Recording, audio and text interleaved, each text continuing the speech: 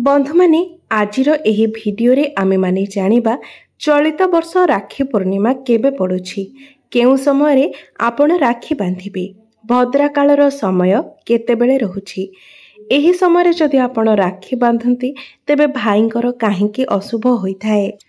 आपण किपरि निजर भाई हातरे राखी बांधिबा उचित एवं राखी बांधिबा समय केउ मंत्रर उच्चारण करिबा उचित। राखी बांधिबा पाई शुभ समय कौन रहिछि। बंधु माने एही दिन जो भद्रा काल रहुछि, भद्रा काल समय आपण कदापि भी निज भाई हातरे राखी बांधिबा उचित नुहे। कारण भद्रा काल रे जदि आपण निज भाई को हातरे राखी बांधंती तो एहा द्वारा आपणक भाईंकर अमंगल होइथाए। तो आपण माने एही भद्रा कालर समय जानिबा अत्यंत आवश्यक होइथाए। तो ए सबु विषय आजिर एही भिडियो रे आमे माने सविशेष भाबरे आलोचना करिबा। तेणु भिडियोटी को स्किप न करी आपण शेष पर्यंत निश्चय देखंतु। बंधु माने भाई भौणी को संपर्क ठारू बळी पवित्र संपर्क ए दुनिया रे बोधे आउ किछि नाही एवं गोटे डोर रे बंधा हैथिबा सेही संपर्कटी को राखी पूर्णिमा दिन आमे आहुरी अधिक मजबूत करिथाउ। भौणीटीए तार भाई हातरे बांधी दिए राखी एवं ता बदल रे से भाई ठारू निजर सुरक्षा चाहिए एवं भाईटे मध्य निजर भौणी को वचन देइथाए जीवन सारा तार सुरक्षा करिबा पाई।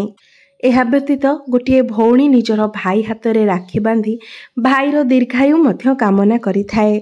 बंधु माने चलित वर्ष अगस्ट 19 तारिख रे राखी पूर्णिमा पड़ुछि एवं एही 19 तारिखर संपूर्ण दिन सारा पूर्णिमा तिथि मध्य रहुछि एवं पूर्णिमा तिथिटी सकाळ 9:30 आरंभ होई राति 11:30 पर्यंत रहिबो।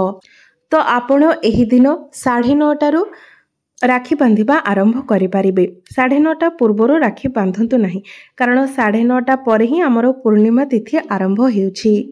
तेबे बंधु माने एही भद्रा कालटी कोन एवं भद्रा काल रे राखी बांधिबा काहेकि मना करा जाय थाए, काहेकि बारण रही थाए भद्रा काल रे राखी बांधिबा को नेकी।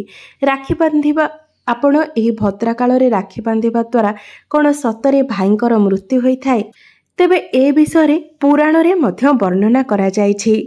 तेबे आपण मानकु कहि रखे जे एही कथाटी निराट सत्य अटे। आपण माने जदि भद्रा काल रे निजर भाई हातरे राखी बांधंती तेबे भाईंकर अकाल मृत्यु होई थाए। ए कथा पुराण रे वर्णना करा जायछि। बंधु माने पुराण अनुसारे शूर्पणखा निजर भाई रावण हातरे एही भद्रा काल रे ही राखी बांधिथिला, जहा फल रे अल्प दिन भितरे ही रावणर मृत्यु होइथिला। बंधु माने भद्रा हेउछंती शनिंकर भौणी एवं भद्रा ब्रह्मांक ठारू अभिशाप प्राप्त करिथिले। भद्रा अहंकार जड़ित होइथिबा हेतु ब्रह्मा भद्रांकु अभिशाप देइथिले जे भद्रा जेतेबेले तुमर काल चलिबो, अर्थात जेतेबेले भद्रा काल चलिबो सेतेबेले कोनोसी शुभ कार्य करा जिवो नाही। एही भद्रा काल रे ना कोनोसी व्रत, ना कोनोसी तीर्थ, ना कोनोसी प्रकारर शुभ कार्य करा जिवो। केवल रक्षा बंधन ही नुहे, एही भद्रा काल रे कोनोसी भी शुभ कार्य करा जाय न थाए। तेणु जेहेतु एही 19 तारिख दिन भद्रा काल चालू अछि, तो आपण राखी केमिति बांधिबे। तो बंधु माने एही भद्रा कालर समय रहुछि दिन 9:30 रु 1:30 पर्यंत। तो दिन 1:30 पर आपण निज भाई को हातरे राखी बांधि पारिबे। मात्र सकाळ 9:30 रु आरंभ करी दिन 1 पर्यंत आपण निज भाई को हातरे राखी बांधंतु नाही, कारण एपरि करिबा द्वारा आपणक भाईंकर अमंगल होइथाए, तांकर अशुभ होइथाए। आपण दिन 1:30 ठारू आरंभ करी राति 11:30 मध्यरे निज भाईंक हातरे राखी बांधि पारिबे। एहा द्वारा आपणक भाईंकर मंगल हेबो, तांकर शुभ हेबो। तेबे बंधु माने राखी बांधिबार मध्य किछि विशेष नियम रहिअछि एवं प्रत्येक भौणी माने एहा जानिबा मध्य आवश्यक अटे। बंधु माने मने रखिबे जे राखी पूर्णिमाटी एक पवित्र दिन होइथाए। एही दिन आपण निज भाईंकर मंगल कामना करी शुभ कामना करी तांको हातरे राखी बांधि थांती। एही दिनटी आपणकर भाईंक पाई उत्सर्गीकृत होइथाए। तो जेहेतु यह एक शुभ दिन अटे, आपण एही दिन केबे भी कला रंगर वस्त्र पिंधंतु नाही, कारण कला रंग को शुभ बोली माना जाय न थाए। एवं जेतेबेले आपण निज भाईंकर बंदापना करूछंती, सेही समय आपण गोटे घियर दीप जलांतु एवं राखी बांधिबा समय सबुबले देखिबे जे आपणकर भाईंकर मुख जेपरी पूर्व दिगकू रहिबो किंबा उत्तर दिगकू थिबो एवं राखी बांधुथिबा भौणीटी पश्चिम किंबा दक्षिण मुखा होई राखी बांधिबे। एहा द्वारा आपणक भाईंकर मंगल होइथाए। बंधु माने आम मानक भितरे एपरी अनेक व्यक्ति अछंती जे मानकू एही नियम विषय जणा नाही।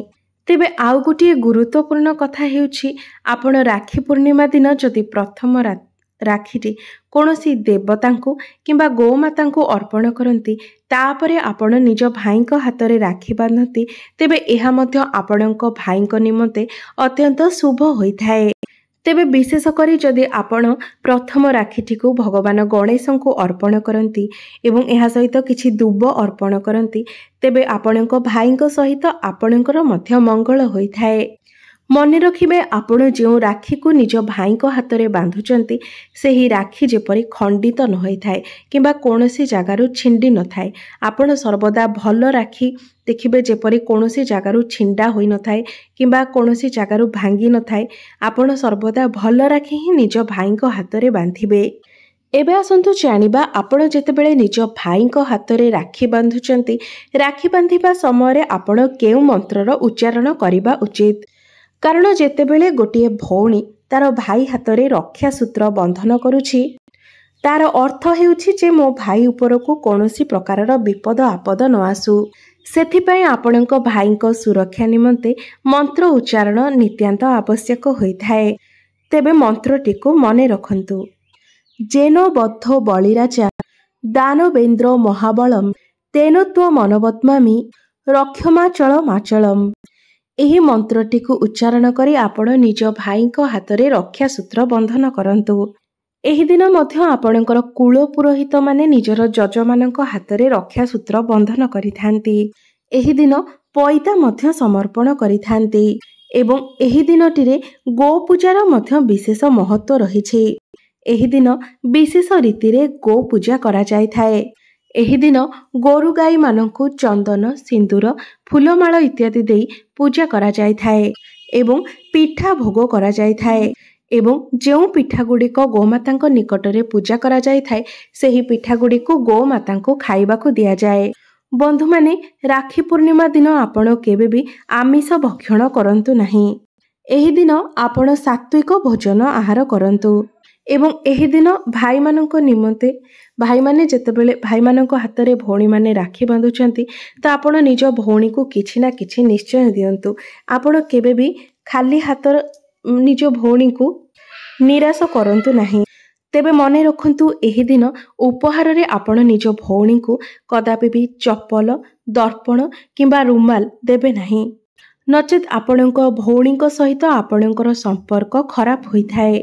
एवं एही दिन जदि आपण माँ वृंदावती को नाली चुनुरी सहित शंखा अर्पण करती तेबे आपणक घरर मध्य अतिशय मंगल होइथाए। तो बंधु माने राखी पूर्णिमा दिन एही जेउ सबु विशेष नियम गुड़िक रही आपण निश्चित भाव में एही नियम गुड़िक पालन करंतु। कारण एही नियम गुड़िक पालन करबा द्वारा आपणक भाईंकर मंगल होइथाए। आपणक भाई को दीर्घायुर आशीर्वाद प्राप्त होइथाए।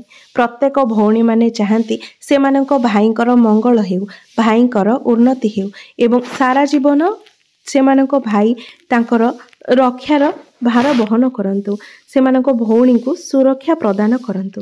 तो आपण माने निश्चित भाव में एही सब छोट छोट नियम गुड़ी को राखी पूर्णिमा दिन पालन करंतु। तो बंधु माने एही राखी पूर्णिमाटी आपणक पई शुभमय हेउ एहा ही ईश्वरक निकटरे मोर प्रार्थना। धन्यवाद।